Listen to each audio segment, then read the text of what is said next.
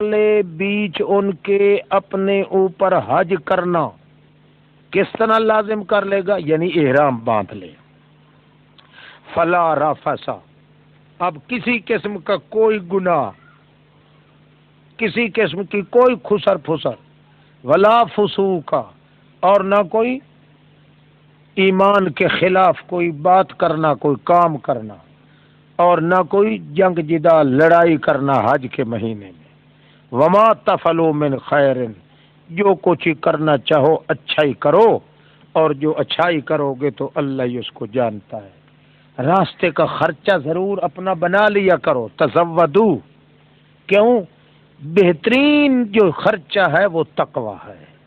باقی پیسے بھی ہوں مگر اصل خرچہ تمہارا سفر کرنے کے جواز کے لیے تو تقوی ہے. ورنہ پیسوں کا رقم کا انبار ہو، دل میں تقوی نہ ہو تو اس حج کرنے کا فائدہ کیا اور پیسے خرچ کرنے کا فائدہ کیا. واتقون، خلاصہ کلام یہ ہے، واتقون، میری مار سے بچ کے رہو سمجھدارو، یعنی ایسا کام نہ کرو جس میں میری ناراضگی ہو. لیس علیکم جناح، اچھا ایک شبہ یہ تھا کہ میاں ایک رسم چلی آ رہی ہے کہ جو آدمی حج پہ جائے وہاں کوئی دنیا کا کاروبار نہ کرے، دنیاوی کام قطع نہ کرے، بلکہ تجارت بھی کوئی نہ کرے. یہ رسم چلی آ رہی تھی. کیوں؟ اگر تجارت کرے گا یا کوئی وہاں خرید و فروخت کرے گا تو اس کی وہ خالص عبادت نہ رہی. اس لیے اس کا جواب دیا جا رہا ہے کہ یہ رسم بری تھی، اچھی رسم نہیں تھی، بلکہ تجارت بھی ساتھ ساتھ کر سکتے ہو. بلکہ گھر سے آدمی جا رہا ہو تو راستے کے اندر ہی اس کا ارادہ کر سکتا ہے کہ میں حج بھی کروں گا اور تجارت بھی بالکل کر سکتا ہے. نہیں تم پہ کوئی حرج کہ وہ تلاش کرو اللہ کا فضل اپنے رب سے. پس جب کہ تم افضتم من عرفات، جب تم واپس لوٹو نا عرفات سے، فاذکروا اللہ عند المشعر الحرام، پھر یاد خوب کیا کرو اللہ کو مزدلفہ کے پاس. مزدلفہ کے پاس یاد کرو. وَاذْكُرُوهُ كَمَا هَدَاكُمْ، اور ذکر کرو اس اللہ کریم کو، کما ہداکم، چونکہ اس نے تمہیں ہدایت دی ہے. اللہ کی ہدایت کے بدلے میں تم شکر کرو. وَاذْكُرُوهُ كَمَا هَدَاكُمْ، یہ کاف تعلیلیہ. وَإِن كُنتُم مِّن قَبْلِهِ لَمِنَ الضَّالِّينَ، یقینی بات ہے کہ تم اس اللہ کی ہدایت دینے سے پہلے نرے گمراہ تھے. ثم افیضوا من حیث افاض الناس، اب از راہ تکبر مزدلفہ ہی میں نہ رہ جایا کرو، بلکہ افیضوا من حیث افاض الناس، واپس لوٹے کرو، من حیث افاض الناس، جیسے واپس لوٹتے ہیں لوگ، تم بھی واپس لوٹایا کرو. واستغفر اللہ، خواہ غرور اور نخوت اگر کبھی کسی وقت دل میں آ رہی ہے تو اللہ سے معافی مانگ لو. ان اللہ غفور رحیم. فَإِذَا قَضَيْتُمْ، پس جب کہ پورا کر لو تم مناسککم، افعال حج کو، تو پھر ایسا نہیں کہ تم پھر چلو اب تو فارغ ہو گیا ہے، اب کبڈی کھیل لیں یا ٹی پارٹی بلا لیں یا کہیں تماشا دیکھ لیں یا آؤ گاجا باجا کی طرف چلے جائیں، فلاں ہو جائے. نہیں، فاذکروا اللہ کذکرکم آباءکم، پھر اللہ کو یاد کیا کرو جس طرح ذکر کرتے تھے تم پہلے اپنے آبا اجداد کو. یہاں عرفات میں میلے کے موقع اپنے باپ دادے کی تعریفیں کیا کرتے تھے. او اشد ذکرن، یا اس سے بھی زیادہ کریم کی تعریف توحید بیان کیا کرو. مگر فَمِنَ النَّاسِ مَن يَقُولُ رَبَّنَا، یہاں کرتے ہوئے جب اللہ کو یاد کرنا ہے تو سب سے بہتر طریقہ یہ ہے کہ اللہ سے دعائیں مانگا کرو. سب سے زیادہ ذکر آتا ہے نا اللہ کا تو اللہ سے دعائیں مانگنے کے اندر آتا ہے، کیونکہ آدمی اپنی ساری کلام میں توجہ ڈالتا ہے تو اللہ کی طرف رکھتا ہے. اس لیے بہتر طریقہ یہ ہے کہ ایسے موقع پہ بجائے اس کے کہ دوسرے ذکر کرو، اللہ سے دعائیں مانگا کرو. کیوں؟ اللہ کا ذکر اور اللہ کی یاد جو ہے دعا کے اندر بہت زیادہ ہوتی ہے. پر مگر کئی لوگ ایسے ہیں جو کہتے ہیں ربنا آتنا فی دنیا، ہمیں دے دنیا کے اندر، صرف دنیا ہی مانگتے ہیں اور نہیں ہے ان کے لیے آخرت میں کوئی حصہ بھی. مشرک لوگ ایسے ہی کیا کرتے ہیں، ہمیشہ دنیاوی چیزیں مانگتے ہیں. مگر دوسرے لوگ یہ ہیں جو کہتے ہیں ربنا آتنا فی دنیا، اے رب ہمارے دے ہم کو دنیا میں بھی بہترین ہر چیز، وفی الآخرت حسنۃ، آخرت میں بھی بہترین چیز، بچا کے رکھ ہمیں عذاب جہنم سے. یہی لوگ ہیں جن کو حصہ ملے گا آخرت میں جو کچھ کمایا ہے انہوں نے. اور انتظار میں گھبرانا نہیں چاہیے، کیونکہ واللہ سریع الحساب، اللہ بہت جلد حساب لینے والا ہے. وَاذْكُرُوا اللَّهَ فِي أَيَّامٍ مَّعْدُودَاتٍ، ہاں ہم نے جو کہا تھا ذکر کیا کرو اللہ کا، تو اب اس کا قاعدہ قانون بتلا رہے ہیں کہ چونکہ ذکر مختلف تھے، دعا مانگنا بھی ذکر تھا، اللہ کی صفات یاد کرنا بھی ذکر تھا، احکام حج ادا کرنا بھی ذکر تھا. اب تمام شعبے جو ہیں ان سے خاص طور پہ حج کے موقع پہ جو شعبے ذکر الہی کے ہیں وہ ہم تمہیں بتاتے ہیں قانون اور قاعدے کے مطابق. یاد کیا کرو اللہ کو بیچ ایام گنتی کے قاعدہ کے مطابق. قاعدہ کون سا تھا؟ وہ 3 جمرے ماننے ہوتے ہیں نا. جمرے کتنے ہیں کل؟ 5. ہاں گول امید کتنے ہیں؟ 3 4 ہیں نا.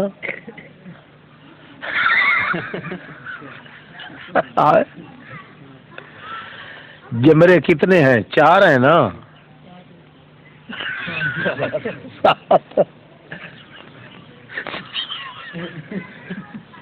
7 ہے.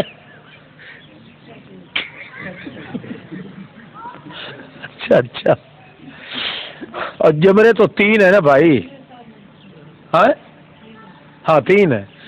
جمرے 3 ہے، مارنا جو ہے 7 مرتبہ ہے نا. اچھی رمی 7 مرتبہ ہے. الجمرات ثلاثۃ والرمی 7. ہاں جمرے فارنے ہیں، یعنی 10ویں 11ویں 12ویں، ٹھہرو نا، 10ویں 11ویں 12ویں ان کے اندر 10ویں کا یہاں ذکر نہیں، اس مقام پہ 10ویں کا ذکر نہیں ہے. 11ویں 12ویں اور 13ویں کا ذکر ہے. وَاذْكُرُوا فَمَن تَعَجَّلَ فِي يَوْمَيْنِ، 11ویں 12ویں 13ویں ذی الحجہ کیا کہیں گے؟ من تعجل فی یومین، جو 2 دن کے اندر اجلت کر کے سارے مار لے کٹھے، فلا اسم علیہ، تو کوئی حرج نہیں اس پہ، کوئی گناہ نہیں ہے اس پہ. ومن تأخر، اور جو 3 دن تک مؤخر کر لے اور 3 دن سارے مار لے، فلا اسم علیہ، اس پر بھی کوئی حرج نہیں، مگر دل کے اندر تقوی ہونا ضروری ہے. لمن اتقا، یعنی دوسرے ایسے افعال اور اعمال سے بچ کے رہے جو اعمال اور افعال اس کی حج کو نقصان نہ دے جائیں. واتقوا اللہ واعلموا انکم الیہ تحشرون. ڈرو اللہ سے، جان رکھو کہ تحقیق تم اسی کی طرف اکٹھے کیے جاؤ گے. ہاں جی، وَمِنَ النَّاسِ مَن يُعْجِبُكَ. بعض لوگ ایسے خبیث ہوتے ہیں کہ ان کا قتل کرنا ہی ضروری ہوتا ہے، اس لیے ان کی چکنی چپڑی باتوں میں آ کے ایسا نہ ہو کہ کہیں آپ ان پہ رعایت کر دیں. نہ، جب جہاد کا سلسلہ شروع ہو چکا ہو تو ایسے موقع پہ اس قسم کی چکنی چپڑی باتیں کرنے والے لوگ، خوشامتی لوگ، وہ تو عام طور پہ منافق قسم کے ہوتے ہیں. اپنی جان بچانے کے لیے آ کے کوئی نہ کوئی اچھی بھلی عادت دکھاتے ہیں تم کو، تاکہ تم ان کو سمجھو یہ مسلمان ہیں اور اسلامی باتیں کرتے ہیں. اس کی زبان چلتی ہے یوں جس طرح تلوار پانی میں چلتی ہے، اور کہیں مغالطے میں نہ پڑ جاؤ نا، اس لیے خیال کرنا. وَمِنَ النَّاسِ مَن يُعْجِبُكَ قَوْلُهُ. بعض لوگ ایسے ہیں جو بڑے بھا جاتا ہے آپ کو اس کا بول حیاتی دنیا میں، اس کی باتیں آپ کو بڑی چٹخلی لگتی ہیں، بڑی اچھی. اور پھر ساتھ وہ کیا کہتا ہے؟ یشہد اللہ علی ما فی قلبی. ساتھ قسم بھی کھا کے کہتا ہے اللہ گواہ ہے کہ میرے دل میں آپ کی بڑی محبت ہے. حالانکہ الد الخصام، وہ ناحق جھگڑالو، ضدی جھگڑالو ہوتا ہے. وہ پیارے پیارے انداز سے آپ کے ساتھ مسئلے میں جھگڑا کرنے کے لیے آیا ہے. مسکراتا بھی رہے گا، ساتھ ساتھ قسمیں بھی اٹھاتا رہے گا. خدا کی قسم ہم آپ کے غلام ہیں، اللہ کی قسم ہم آپ کے غلام ہیں، قرآن کی مار پڑے ہم آپ کے غلام ہیں. مگر جی یہ مسئلہ کس طرح ہے؟ جی ہم تو بالکل آپ کے مذہب کے ہیں، مگر یہ اتنا ہے کہ ساری دنیا کہتی ہے مردے سنتے ہیں، اور آپ کہتے ہیں کہ کوئی بھی سنتا نہیں ہے. جی ہم تو ہیں تو آپ کے غلام بالکل. اللہ جانتا ہے، خدا کی قسم ہے، اللہ کی ہم پہ مار پڑے، انشاءاللہ ترک مرو تھی چھو ہے، اللہ کی مار پڑے ہم پہ اگر ہم غلط کہہ رہے ہوں تو. کیوں بادشاہ؟ ہمیں صرف یہی ہے کہ مجبوری ہوتی ہے، کبھی شادیاں آ جاتی ہیں، کبھی فوج میں جانا ہوتا ہے، وہاں گوشت اگر ہم انکار کر دینا تو وہ ہم پہ شک کرنے لگتے ہیں کہ یہ کیوں نہیں کھاتے. بہرحال مشرق کی ذبیحہ والا یہ ذرا مشکل ہے، کوئی گنجائش آپ نکال دینا. ویسے واللہ باللہ ثم تاللہ ہم بالکل آپ کے مذہب کے ہیں، بالکل ہم اس کے خلاف نہیں کرتے، پر کیا کرے جی مجبوری ہے، ان کو بھی نہیں چھوڑ سکتے، وہ بھی بزرگ ہیں. یعنی یشہد اللہ علی ما فی قلبہ، اپنے دل پہ، دل کی سچائی پہ اللہ کو گواہ بناتا ہے، اللہ کے ذات کی قسم کھاتا ہے. وہ الد الخصام، حالانکہ وہ بڑے پیارے انداز میں اندھے جھگڑے کرنے والوں میں سے ہوتا ہے. وَإِذَا تَوَلَّى، جب آپ سے ہٹ کے جاتا ہے تو کوشش کرتا ہے، دوڑ پڑتا ہے زمین میں، لِيُفْسِدَ فِيهَا، تاکہ فساد مچائے اس کے اندر، شرک پھیلاتا ہے، بدعتیں پھیلاتا ہے. لو جی لو، بادشاہ کسی کو کیا کہے گا میں ابھی پوچھ کے آ رہا ہوں، وہ خاموش ہو گئے ہیں، جس سے معلوم ہوتا ہے کہ کچھ نہ کچھ 11ویں شریف کھانے کی اجازت ہو گئی ہے. بادشاہ اور کسی کو کیا کہے گا لو جی لو. ان کے ساتھ بیٹھنے سے آدمی بالکل سکی لکڑ بن جاتا ہے، نہ کچھ کھانے دیتے ہیں، نہ 11ویں، نہ حلوے، نہ مانڈے، نہ ریوڑی، نہ تلونگڑی، نہ کڑاکا، نہ پھلی، نہ تھگڑی، نہ ٹاکی. یہ تو ہر چیز بالکل کلوز کرتے ہیں. بس آئندہ کے لیے ہم ان کے پاس نہیں جائیں گے. لیفسد فیہا، فساد مچاتا ہے پھر ساری زمین میں.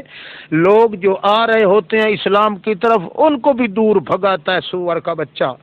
وَيُهْلِكُ الْحَرْثَ وَالنَّسْلَ، ہلاک کرتا ہے، کھیتیوں کو بھی برباد کرتا ہے، نسلوں کو بھی. یعنی زانی اور بدکار بھی سرے کا ہے، بدماشیاں بھی شروع کر دیتا ہے۔ واللہ لا یحب الفساد، حالانکہ اللہ تو ایسے فساد کو پسند نہیں کرتا۔ کون کرتا ہے؟ کون تھا نہیں، کون ہیں؟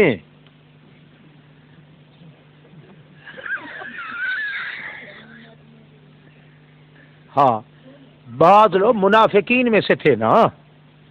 میں یوجبو کا یہ ان لوگوں کا ذکر ہے نا جو منافقانہ طور پہ اسلام کا رٹا لگاتے تھے، اور حقیقت میں نبی علیہ السلام کی محفل سے واپس جا کے پھر یہ سارے خون خرابے کرتے تھے تو وہ حقیقت میں مشرک، منافقانہ طور پہ اسلام انہوں نے قبول کیا ہوا تھا، یہ وہ لوگ تھے۔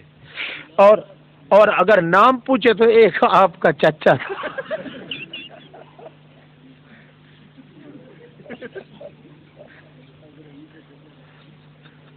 ہاں جی، ہاں جی، وَإِذَا قِيلَ لَهُ اتَّقِ اللَّهَ، جب اسے کہا جاتا ہے نا کہ اتق اللہ، حیا کر اللہ کا، ڈر اللہ سے، تو اخذتہ العزت بالاسم، اس کو پکڑ لیتی ہے وہ حمیت اور عزت اپنی رٹا ہوا بالاسم، ناحق گناہ کے ساتھ الٹا اکڑ جاتا ہے، ناک بھوں چڑھاتا ہے۔ فحسبہ جہنم، پس کافی ہے ایسوں کے لیے جہنم، ولبئس المہاد، بہت گندا ہے بچھونا ان کا، ان کی آرام گاہ۔ اور کئی لوگ ایسے ہیں جو یشری نفسہ، بیچ دیتے ہیں اپنی جانوں کو، ابتغاء مرضات اللہ، صرف اللہ کی رضا کی تلاش کے لیے، کہتے ہیں ہماری جانوں کی کوئی پرواہ نہیں۔ واللہ رؤوف بالعباد، ایسے بندوں پر پھر اللہ بھی بڑی شفقت کرتا ہے۔ یا ایھا الذین آمنوا ادخلوا فی السلم کافہ، حکم تو جہاد کا ہے مگر اصلاح مومنین ہے، یہ اصلاح مومنین فی مسئلۃ الجہاد۔ وہ ایسا ہے کہ کئی لوگ تو ذوق قلب کے ساتھ ایمان تو قبول کر چکے تھے، مومن تو تھے مخلص، مگر باوجود مخلص مومن ہونے کے وہ جو پہلی کچھ چیزیں تھیں نا یہود و نصارہ کے اندر، اہل کتاب کے اندر مشہور، وہ جب وہاں سے اہل کتاب ہونے کے بعد جب ایمان لائے نا تو کچھ وہ رسمیں اور وہ رواج بھی ساتھ لائے تھے جو اس وقت کیا کرتے تھے اہل کتاب ہونے کی حالت میں، اور ان کو چھوڑتے اس لیے نہیں تھے کہ وہ نیک نیتی کے ساتھ سمجھتے تھے کہ موسیٰ علیہ السلام کی شریعت میں چونکہ یہ کام ضروری تھے اور ادھر جو ہے ابھی تک منع نہیں اس کے بارے میں آیا، اس لیے ان کو فرض اور واجب کی طرح ضروری کیا کرتے تھے۔ مثلا عبداللہ ابن سلام رضی اللہ تعالیٰ عنہ، یہ یہودی تھا، اہل کتاب میں سے تھا، یہ مسلمان ہو گیا، مگر وہاں کی ایک رسم جو ہے بھائی اونٹ کا گوشت، انہیں ساری زندگی وہ کہتے تھے میں نہیں کھاؤں گا، اونٹ کا گوشت نہیں کھاؤں گا۔ کیوں؟ تورات میں اسی طرح تھا بھائی اونٹ کا گوشت جو ہے نہیں کھانا، ہمارے اندر چونکہ یہ مروج تھا اس لیے ہم نہیں کھائیں گے۔ اسی طرح دوسرے کئی لوگ جو ادھر سے آئے تھے اہل کتاب میں سے ہو کے، بعض رسمیں اس قسم کی وہاں سے لائے تھے جن رسوم کو وہ ضروری سمجھتے تھے ادا کرنا، چھوڑنا نہیں چاہتے تھے۔ ان کی اصلاح کے لیے اللہ فرما رہے ہیں کہ جو پیچھے والی رسمیں ہیں ان کو چھوڑ دو، اسلام میں داخل ہونا ہے تو پورے مکمل طور پہ داخل رہو، یہ نہیں کہ کچھ حصہ ادھر کا اور کچھ حصہ ادھر کا تم لے کے رہو، نہیں، ایماندارو داخل ہو اسلام میں کافتن مکمل طور پہ اسلام میں داخل ہو وہ، ولا تتبعوا خطوات الشیطان، نہ پیچھے چلو قدم شیطان کے، انہ لکم عدو مبین، فإن زللتم، اگر پھر بھی تم پھسل گئے بعد اس کے کہ آ چکی ہیں تمہارے پاس کھلم کھلی دلیلیں، تو پھر یقین رکھو تحقیق اللہ تو پھر زبردست بھی ہے اور حکیم بھی ہے۔ چلو جناب، اب آگے ہے جن لوگوں کو کہا گیا ہے کہ بھائی لڑائی کا وقت آ گیا ہے، اب مشرکین کے ساتھ لڑائی لڑنی ہے، تیار ہو جاؤ۔ اب وہ لوگ بجائے اس کے کہ فوری طور پہ قبول کر لیتے، الٹا آگے سے کوئی عذر بہانے تلاش کرتے ہیں، کوئی معذوری پیش کر رہا ہے، آثار باردہ کے ذریعے وہ اپنا جی چھڑانا چاہتے ہیں، گلو خلاصی کرنا چاہتے ہیں، کسی نہ کسی طرح جہاد کرنے سے ہم بچ جائیں، کبھی کوئی عذر کرتے ہیں، ان کے لیے تخویف ہے۔ اور اللہ فرماتے ہیں یہ لوگ جو اب بھی ضد کر کے بیٹھ گئے ہیں اور جہاد کے لیے نکلتے ہی نہیں، اللہ کے راستے پہ خرچ اپنی جانیں بھی نہیں کرتے، مال بھی نہیں کرتے، اور عذر بہانے بناتے ہیں، ان سے پوچھا جائے کہ تم چاہتے کیا ہو، کب نکلو گے؟ حال ینظرون، نہیں انتظار کر رہے اب تو مگر اسی بات کی کہ آ جائے خود چل کے اللہ ان کے پاس، فی ظلل من الغمام، بادلوں کے سائے کے اندر، والملائکۃ، اور فرشتے بھی آ جائیں، وقضی الامر، اور پھر ان کا سارا دھندا ہی ختم کر دیا جائے۔ سوائے اس کے اور کون سی صورت ہے جو ان کے لیے پیش کی جائے؟ کیونکہ سارے بہانے، ساری حجتیں ہم نے ان کی ختم کر دی ہیں، آیات نازل کر دی ہیں، سمجھا دیا گیا ہے، اب بھی یہ ڈھیٹ بن کے بیٹھے ہیں، جہاد کے لیے نہیں نکلتے، تو اس کا مطلب تو صاف یہی ہے کہ اب اسی چیز کی انتظار میں لگے ہوئے ہیں کہ خود اللہ چل کے آ جائے ان کے پاس اور فرشتے آ جائیں۔ ان پلیتوں کو یہ پتہ نہیں کہ اگر فرشتے خود چل کے آ گئے تو ان کا کام ہی سارا ختم کر کے جائیں گے، پھر ان کو دعوت تو نہیں دینے کے لیے آئیں گے۔ قضی الامر، ختم کر دیا جائے گا ان کی زندگی کا معاملہ اور ان کو دھر لیا جائے گا۔ وَإِلَى اللَّهِ تُرْجَعُ الْأُمُورُ، اللہ ہی کی طرف لوٹ کے جائیں گے سب کے سب معاملات۔ جہاد نہ کرنے والوں کے کا ایک مثالی نمونہ، سل بنی اسرائیل، پوچھ بنی اسرائیلیوں سے، کم آتیناہم من آیت بینہ، کتنیاں دی ہیں ہم کو آیت بینہ، روشن دلیلیں، ومن یبدل نعمت اللہ، اور جو بھی تبدیل کرے اللہ کی توحید کے دلائل کو شرک کے ساتھ، کیونکہ توحید اللہ کی نعمت ہے اور اللہ کی نعمت کے بدلے شرک کمائے، من بعد ما جاءتہ، بعد اس کے کہ پہنچ جائے اس کے پاس، ان اللہ شدید العقاب، تو پھر اللہ بھی سخت مار دینے والا ہے۔ تزہید من الدنیا، ترغیب الی الآخرت، اور مشرکین کے شبوں کا جواب بھی، کٹھے تینوں مقصد ہیں۔ زین للذین، خوش نما بنا دیا گیا ہے کافروں کے لیے حیاتی دنیا کو، اسی لیے یسخرون من الذین آمنوا، مذاق کرتے ہیں ایمانداروں پر اور ان لوگوں پر جو متقی ہیں، حالانکہ وہ لوگ جنہوں نے تقوی اختیار کیا ہے وہ اوپر والے غالب درجے کے ہوں گے دن قیامت کے ان پر، حالانکہ یہ تو آج دنیا میں نیچا دکھاتے ہیں ان کو۔ واللہ یرزق من یشاء بغیر حساب، کان الناس امتا واحدہ، ترغیب علی الجہاد، کان الناس امتا واحدہ، تھے لوگ ایک ہی دین شریعت پر۔ امت کے لفظ امت کے کئی معنی آتے ہیں نا، تقریباً 11 معنی ہیں، وہ عنقریب وہ مشکلات قرآن کے سلسلے میں آپ لکھیں بھی. کان الناس امتا واحدہ، تھے لوگ ایک ہی دین پر، سارے موحد لوگ تھے، ایک ہی جماعت تھے ساری کائنات میں.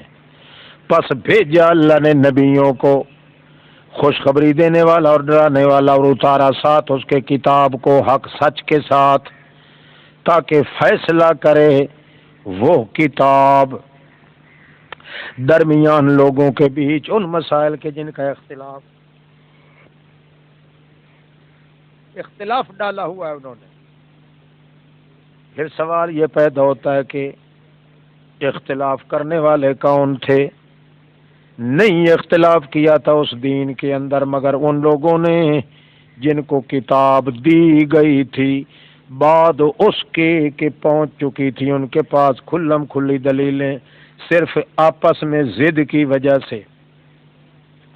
پس ہدایت کر دی اللہ نے ایمانداروں کو اس راستے کی جو اختلاف کر رہے تھے بیچ اس کے، یعنی حق کی طرف ہدایت کر دی بے اذن ہی، اپنے حکم سے، اپنی توفیق سے.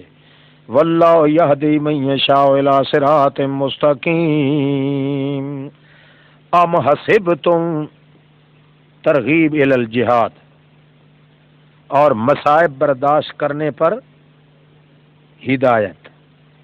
کیا گمان کر رکھا ہے تم نے کہ داخل ہو جاؤ گے بہشت میں، حالانکہ نہیں پہنچی تمہارے پاس واقعی حالت ان لوگوں کی جو گزر چکے ہیں تم سے پہلے. پہنچی ان کو واقعی حالت کیا تھی؟ مستہم البأساء، پہنچا ان کو بہت بڑی بھوکیں، بہت بڑے دکھ. وزلزلوا، کانپے گئے، حتیٰ کہ کہنے لگا رسول اور وہ جو ایمان لائے تھے اس کے ساتھ، یا اللہ متی نصر اللہ، کب آئے گی امداد اللہ کی.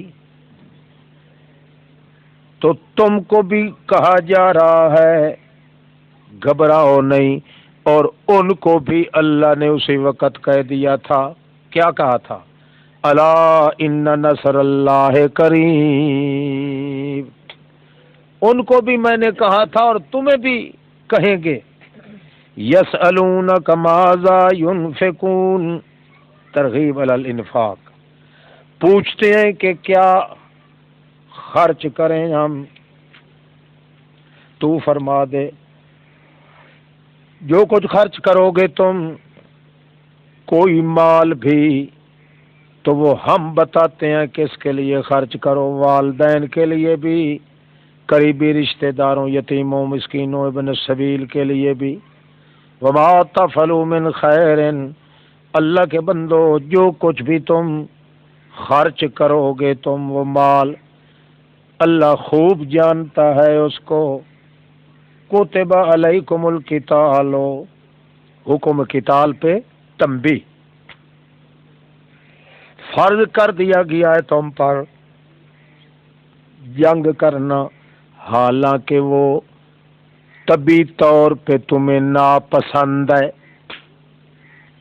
وَعَسَىٰ أَن تَكْرَهُوا شَيْئًا، یہ ضروری نہیں کہ جس چیز کو تم پسند نہ کرو وہ بری ہو. نہ ممکن ہے کہ تم پسند نہ کرو کسی چیز کو حالانکہ وہ تمہارے لیے بہتر ہو، اور ممکن ہے کہ کسی چیز کو تم پسند کرو حالانکہ وہ تمہارے لیے بری ہو. واللہ یعلم، اللہ ہی جانتا ہے تمہاری مصلحتیں، انتم لا تعلمون،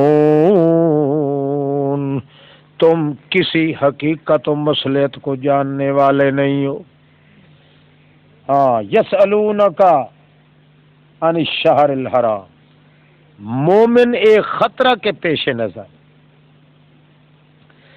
کہ شہر حرام بڑی عزت و حرمت والا ہے، اس میں قتال کس طرح کریں گے؟ ایک تو یہ تھا۔ دوسرا، ایک مرتبہ ایسا بھی ہوا کہ رجب کی پہلی تاریخ تھی، مگر جمادی الثانیہ کی 30 تاریخ سمجھے تھے صحابہ کرام۔ اسی تاریخ کو اتفاقاً ایک کافر ان کے ہاتھ سے مارا گیا تھا۔ بعد میں انہیں جب یہ پتہ چلا، غلطی واضح ہو گئی کہ اس مہینے کے اندر تو لڑائی لڑنا جو ہے ناجائز تھا، مگر ہم نے تو مغالطے کی وجہ سے اس کو جمادی الثانیہ سمجھ کے اور آدمی کو مار دیا ہے۔ وہ تو غلطی ہو گئی، مگر اب آئندہ کے لیے تو قانون پوچھیں کہ اگر ایسا ہو بھی جائے تو پھر اس کی سزا ہے تو کس قسم کی سزا ہے، جزا ہے تو کس قسم کی جزا ہے۔ اس لیے وہ پوچھتے تھے ان الشہر الحرام، شہر حرام کے متعلق، کہ اتنی عزت و ہیبت والے جو مہینے ہیں اس کے اندر اگر یہ مشرک کھٹے ٹیٹ کافر مشرک کو اگر مار دیا جائے تو اس کے متعلق حکم کیا ہے؟ جواب ہے کہ قتال فیہ کبیر، صحابیوں اس کے اندر لڑائی لڑنا یہ بہت بڑا گناہ ہے۔ وصد عن سبیل اللہ، اور روکنا اللہ کے راستے سے، وکفر بہ، کفر کرنا اللہ کے ساتھ، والمسجد الحرام، اور مسجد حرام سے روکنا، وَإِخْرَاجُ أَهْلِهِ مِنْهُ، اور نکالنا مسجد حرام والوں کو ان کے گھروں سے۔ یہ 4 کام جو ہیں، قتال تو کبیر تھا اور یہ اکبر ہے۔ قتال تو کیا تھا؟ کبیر تھا۔ یہ چاروں کام جو ہیں یہ اکبر ہیں۔ والفتنہ تو اکبر من القتل، اور شرک والا فتنہ جو ہے، 5ویں علت شرک والا۔ پہلی علت کیا تھی؟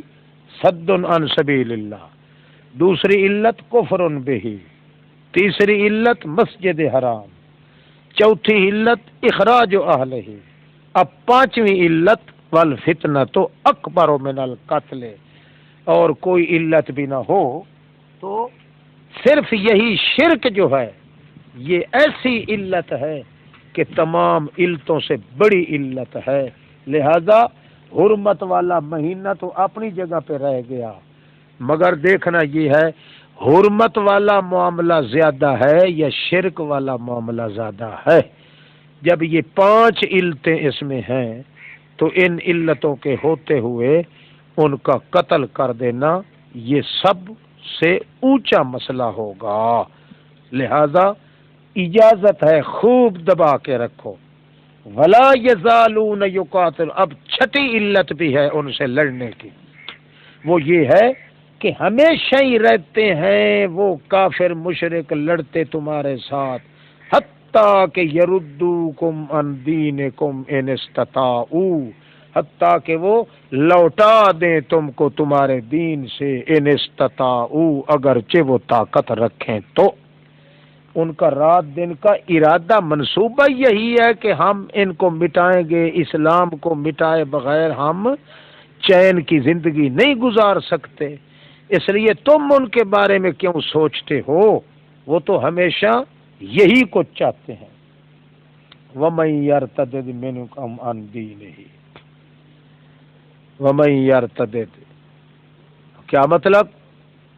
اتنی علتوں کے باوجود پھر بھی کوئی شخص تم میں یہ سوچنے لگے کہ یار خواہ مخواہ کی شرارت پڑتی ہے، ہم ان کے ساتھ لڑتے جہاد کرتے نہیں ہیں، یہ شرارت پڑتی ہے خواہ مخواہ، سکون اور امن بھی خراب ہوتا ہے، علاقہ اور معاشرہ بھی خراب ہوگا، کچھ تو خون شروع ہو جائے گی، اس لیے ہم خاموش بیٹھ کے زبانی اللہ کی بس توحید کو بیان کرتے رہیں، تسبیح پڑھتے رہیں، نیکیاں کرتے رہیں، بس اتنا کافی ہے۔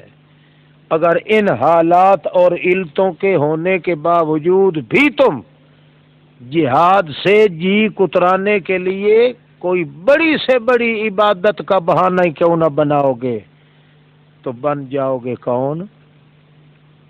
پھر وہ تم کیا بن جاؤ گے؟ پھر خیر سے مرتد بھی بنو گے۔ پھر یہ نہ خیال کرنا کہ ہم عبادت کر رہے ہیں، تسبیحیں پڑھ رہے ہیں، توحید بیان کر رہے ہیں، نمازیں پڑھا رہے ہیں، امام المشرکین بن رہے ہیں، خطیب الاسلام بن رہے ہیں، شمس الفجار بن رہے ہیں۔ پھر یہ نہ سمجھنا من یرتد منکم عن دین ہی، جو مرتد ہو جائے تم میں سے اپنے دین سے، پھر مر جائے اس حال میں کہ وہ کافر ہی تھا، فَأُولَٰئِكَ حَبِطَتْ أَعْمَالُهُمْ فِي الدُّنْيَا وَالْآخِرَةِ، ان کے اعمال دنیا میں بھی برباد اور آخرت میں بھی۔ وَأُولَٰئِكَ أَصْحَابُ النَّارِ، یہی لوگ جہنم کے حقدار ہیں جو اس میں ہمیشہ رہیں گے۔ باقی سبحان اللہ مومنوں کے لیے بشارت، تحقیق وہ لوگ جو ایمان لائے، اور یعنی وہ لوگ جنہوں نے ہجرت کی، جہاد کیا اللہ کے راستے میں، یہ لوگ ہیں جو امید رکھتے ہیں اللہ کی رحمت کی، اور واللہ غفور الرحیم۔ یسألونک عن الخمر والمیسر، پوچھتے ہیں یہ آپ سے شراب کے متعلق اور جوئے کے متعلق، قمار بازی کے متعلق، کہ اس کے متعلق جناب اس میں کوئی مالی بدنی فائدے تو ہوتے ہیں، لہذا اس کی اگر گنجائش ہے تو وہ کچھ واضح طور پہ بیان ہو جانا چاہیے، بڑے بڑے فائدے ہوتے ہیں۔ یسألونک عن الخمر والمیسر، آپ فرما دیں بیچ ان دونوں کے اسم کبیر، بہت بڑا گناہ ہے، اور دنیاوی فائدے بھی ہو جایا کرتے ہیں لوگوں کے لیے، مگر اسمہما اکبر من نفعہما، بوجھ ان دونوں کا یہ بہت بڑا ہے ان کے نفع سے۔ یہ جوئے اور شراب خوری میں جو نفع لوگ بتاتے ہیں، ابو علی سینا نے اس لیے لکھا ہے نا اپنے مقالات میں، ابو علی سینا نے، کہ جس آدمی کے لیے طبیعت کا نشاط نہ ہوتا ہو نا، تو اگر اس خاص طریقے سے شراب کو استعمال کرے تو وہ کبھی بڈھا بھی نہیں ہوگا اور بے چین بھی نہیں ہوگا، ہمیشہ سرور اور چین اور لذت کے ساتھ رہے گا۔ یعنی بدنی فائدے یہ لوگ بتلاتے ہیں۔ نام اس کا عبداللہ ہے، ابو علی ابن سینا، اور یہ بعض لوگ کہتے ہیں کہ بڑا موحد تھا۔ شفا، کتاب الشفا اس کی میں نے پڑھی ہے، سبقن بھی پڑھی تھی کچھ، اس سے معلوم ہوتا ہے کہ یہ آدمی موحد ہے مگر کافر موحد ہے، یعنی یہ نبیوں کو نہیں مانتا، نبوت کا قائل نہیں، یہ نبوت کے قائم مقام عقل کو دخیل بناتا ہے، کہ عقل کا یہ تقاضا ہے کہ بشر جتنی ترقی کر سکتا ہے اتنا فرشتہ بھی ترقی نہیں کر سکتا۔ عقل کے تقاضے کے مطابق اللہ کا ثانی کوئی نہیں۔ عقل کا تقاضا یہ ہے کہ ذرہ ذرہ کائنات میں دیکھنے والا وہی ہے جو اس کو بنانے والا ہے، یعنی موحد ہے مگر کافر موحد ہے۔ وہ کہتا ہے عقل جو کچھ کام کر سکتا ہے اتنا رسول کام نہیں کر سکتا. جس طرح بدھ مذہب والے کرتے ہیں نا، سکھوں کا جیسے عقیدہ ہے، یہ بھی بڑے موحد ہیں نا سکھ، مگر کافر اس لیے ہیں کہ وہ نبوت کے منکر ہیں. ورنہ جتنی توحید یہ سکھ مانتے ہیں اتنی غالباً ہم تم بھی نہیں مانتے. بڑے کٹر موحد ہوتے ہیں. مگر ان کا جو بڑا تھا گوتم بدھ، وہ یہ آج والے سور نا، یہ تو بابا گرو نانک جو ہے اس کو پوجتے ہیں، آ کے اس کی سیوا کرتے ہیں، اور وہ بل شریف میں بھی آ کے جھکتے ہیں. وہ جو ہندوستان میں بل شریف ہے نا، مزار ہے، دربار ہے، سارے کے سارے جتنے مسلمان ہیں نا مشرک، سارے اس بل شریف کے سائے پہ زندگی گزارتے ہیں. ان کو آزاد کرانے کے لیے یہ کہتے ہیں ہم جہاد کر رہے ہیں. مشرک کا تعامن کرنا اور پھر اس کو جہاد کہنا، یہ بھی تو بہت بڑے ڈبل کافر کا کام ہے. مسلمان آدمی تو اتنی جرأت نہیں کر سکتا. سب یا وہ مشرک ہیں یا سب قادیانی ہیں، شیعہ ہیں. ان کو چھڑانے کے لیے کہتے ہیں ہم کیا کر رہے ہیں؟ جہاد. کہنا چاہیے تھے یہ تھا کہ ہم کر رہے ہیں فساد. وہ کہتے ہیں ہم جہاد کر رہے ہیں. اس لیے تو انہوں نے ٹھیک کہا کہ یہ دہشت گرد ہیں، کیونکہ اس میں اسلام کا اصل شعبہ جو ہے وہ ختم ہو گیا. یعنی اسلام کا تشخص ختم کر دیا ان لوگوں نے. ہے فساد مگر اس کو نام دیتے ہیں کس کا؟ جہاد کا. اس لیے تو اسلام کا شعبہ تو ختم ہو گیا. جیسے سنت کے قائم مقام بدعت ہوتی ہے، ایسے ہی جہاد کے قائم مقام انہوں نے فساد مچایا اور فساد کو نام دیا جہاد کا. جہاد تو کم از کم وہ ہوتا اگر کسی مسلمان قوم پہ ظلم ہو رہا ہو، پھر وہ ان استنصروکم فی الدین فعلیکم النصر، وہ تمہاری منت کریں کہ مسلمانوں ہم پہ ظلم کر رہے ہیں دین کی وجہ سے کافر، تم آؤ ہماری نصرت کرو. اس وقت مسلمان اگر کرے حرکت تو وہ جہاد بنتا ہے. مگر وہاں تو بلانے والے ہی نہیں ہیں، اور جو بلاتے ہیں وہ سب مشرک ہیں. سب کون ہیں؟ بالکل کھٹے ٹیٹ مشرک ہیں. ایک ہی مسلمان نہیں ہے کشمیریوں میں، سارے کافر ہیں مشرک، اور سب بل شریف کے درباروں کے نیچے پل رہے ہیں. اور یا پھر وہاں وہ مرزئی ہیں، قادیانی ہیں. امامت کرنے والے شیعہ ہوتے ہیں، نماز پڑھنے والے پیچھے سنی ہیں. قادیانی مرزئی امام ہیں، پیچھے نماز پڑھنے والے مسلمان ہوتے ہیں. اور اب یہ کہتے ہیں کہ ہم کیا ہیں؟ مجاہد ہیں. خدا جانے اگر وہ مجاہد ہیں تو ہمارا حال تو پھر کوئی نہیں، ہم تو گئے ہی تھے جہنم میں. اسلام کا تقاضا تو یہ ہوتا ہے. ہاں یہ لوگ میاں خود لڑتے بھی نہیں، اور جو اللہ کے راستے پہ لڑنے والے ہوتے ہیں ان کے لیے بھی یہ کوئی نہ کوئی روڑا ضرور اٹکاتے ہیں. اس لیے ان کی اصلاح کا پہلو جو ہے وہ ضرور مد نظر رکھا جاتا ہے. لہذا ہاں مجھے پتا ہے وہ بات ختم ہو گئی. نہیں ساری کہانیاں تو نہیں نا قرآن میں لکھنے کے قابل ہوتی، بس اشارہ ہوتا ہے ہو گیا. ہاں اب آپ سے پوچھتے ہیں ماذا ينفقون، کہ کیا خرچ کریں، یا اس کا مطلب یہ ہے کہ کتنی مقدار خرچ کریں. اللہ کے راستے میں جو آپ کہتے ہیں انفقوا فی سبیل اللہ، انفقوا فی سبیل اللہ، کیا خرچ کریں؟ قل العفو، آپ فرما دیں کہ دفیع شرک کے لیے جب آپ خرچ کر رہے ہیں تو پھر العفو، ضرورت سے زائد جتنا بھی ہے سب شرک کے خلاف خرچ کر دو. العفو ایک معنی یہ ہے کہ اپنی ذاتی ضرورت کے علاوہ جتنا بچتا ہے، جتنا زائد ہے، وہ سب اللہ کی توحید کی اشاعت پہ خرچ کر دو.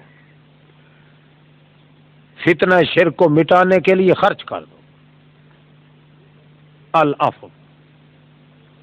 دوسرا معنی قل العفو، تو فرما دے کہ آسانی کے ساتھ جتنا خرچ کرو یہ معافی والا خرچہ ہے، ضروری خرچہ نہیں ہے۔ قول العفو، آسانی کے ساتھ جو خرچ کر سکتے ہو وہ کرو، کوئی اس کی حد بندی نہیں ہے۔ یوں ہی بیان کرتا ہے اللہ تمہارے لیے آیات کو تاکہ تم سوچ بچار کرو، دنیا میں بھی اور آخرت میں بھی۔ اب اصلاحی پروگرام نمبر 3 پوچھتے ہیں یتیموں کے بارے میں۔ آپ فرما دیجئے ان کے لیے اصلاح کا جو پہلو بھی اختیار کرو خیر وہ بہتر ہے۔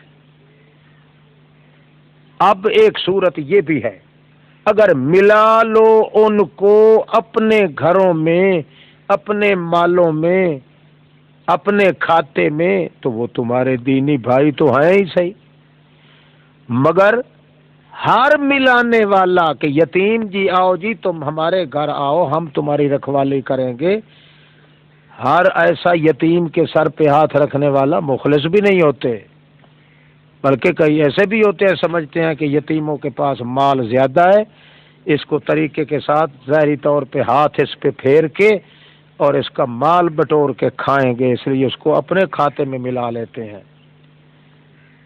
تو سنو، واللہ یعلم المفسد من المصلح، اللہ خوب جانتا ہے اس کو جو یتیموں کا بگاڑ کرے اس سے جو یتیموں کی اصلاح کرے۔ اپنے ساتھ اپنے کھاتے میں جو یتیموں کو ملا رہا ہے اللہ جانتا ہے کہ وہ کس غرض کے ساتھ ملا رہا ہے، صرف یتیموں پر اللہ ترسی کر کے ملانا چاہتا ہے اصلاحی پہلو میں، یا ان کا مال بٹورنا مقصود ہے اس لیے ان کا کھاتا اپنے کھاتے میں ملانا چاہتا ہے۔ وَلَوْ شَاءَ اللَّهُ لَأَعْنَتَكُمْ، اگر اللہ چاہتا تو دقت میں ڈال دیتا تم کو، سخت احکام نازل کر کے۔ ان اللہ عزیز حکیم، کیونکہ اللہ زبردست حکمت والا ہے۔ وَلَا تَنكِحُوا الْمُشْرِكَاتِ، اب ذو جہتین مسئلے، 5 مسئلے ذو جہتین ذکر ہو رہے ہیں کہ شرک کے مقابلے میں کوئی ایسی چیزیں جو تمہیں نفع مند ہو رہی ہیں شرک کے مقابلے میں ان کو بھی چھوڑ دو۔ کیوں کہ شرک چونکہ فتنے کے لحاظ سے اکبر ہے، اور جو تمہارے نزدیک نفع مند چیزیں ہیں وہ قلیل النفع ہے یا اقل النفع ہے، ان کو چھوڑنا پڑے گا، مگر شرک جو ہے اس کو قطعاً قبول نہیں کیا جا سکے گا، یہ خیال کر لیں۔ لا تنکحوا المشرکات حتی یؤمنن، نکاح کرو مشرک عورتوں کے ساتھ حتی یؤمنن، حتیٰ کہ ایمان لے آئیں، حتیٰ کہ ایمان یعنی پہلے ایمان لے آئیں پھر نکاح کرو، یہ نہیں کہ نکاح پہلے کر لو اور پھر کہو جی بعد میں سمجھا لیں گے اس کو۔ کیا کہہ کے سمجھاؤ گے؟ اماں جی، بیبے جی، کیا کہہ کے سمجھاؤ گے؟ کیونکہ پہلے تو تم سوائے اماں اور بیبے کے اس کو بلا نہیں سکتے، غیر محرم کو اگر بلانا بھی ہو تو ایسے ہی بلایا جائے گا نا، اماں جی کر کے یا بیبے جی، اور کو کیا کہے اماں جی میں تیرے ساتھ نکاح کر چکا ہوں اس لیے آپ ایسا عقیدے پہ آ جائے، نہیں، حتیٰ یؤمنن، حتیٰ کہ ایمان پہلے وہ لے آئیں پھر بعد میں نکاح کرو۔ وَلَأَمَةٌ مُؤْمِنَةٌ خَيْرٌ مِّن مُشْرِكَةٍ، لونڈی جو ایماندار ہے وہ بہترین ہے بنسبت مشرک عورت کے، اگرچہ وہ مشرک تمہارے دل میں لگ ہی کیوں نہ چکی ہو، اعجبکم، تمہارے دل کو خوب بھی کیوں نہ گئی ہو۔ وَلَا تُنكِحُوا الْمُشْرِكِينَ، نہ نکاح کر کے دو کسی مشرک سور کو حتیٰ کہ وہ پہلے ایمان لے آئے، لونڈا ہو ایماندار، وہ مشرک سے بہتر ہے اگرچہ وہ مشرک تمہیں اچھا ہی کیوں نہیں لگ رہا۔ کیوں؟ اولئک یدعون الی النار، وہ مشرک جو ہے نا چاہے مرد ہے یا عورت ہے وہ دعوت دے رہے ہیں کس کی طرف؟ جہنم کی طرف ان کی دعوت ہوتی ہے، اور جو جہنم کی طرف دعوت دے رہا ہو، یہ شرک جو ہے نری دعوت الل جہنم ہے۔ لہذا مسلمان مرد یا عورت کو دائی النار کے ساتھ نکاح شادی کرنے کی اجازت نہیں ہے، اور البتہ اہل کتاب والوں کی چھوکری تم لے سکتے ہو۔ معلوم ہوا اہل کتاب والے دائی النار نہیں ہے، مشرک دائی النار ہے، اس لیے اللہ منع کر رہا ہے کہ اس سے نہ رشتہ کرنا ہے نہ کروانا ہے، اور اہل کتاب کو اس کا رشتہ لے سکتے ہو، اس کی ذبیحہ کھا سکتے ہو، یعنی نطفے کی بھی اجازت ہے اور لقمے کی بھی اجازت ہے۔ معلوم ہوتا ہے وہ یدون الی النار نہیں ہے، مشرک ہوتا ہے یدون الی النار۔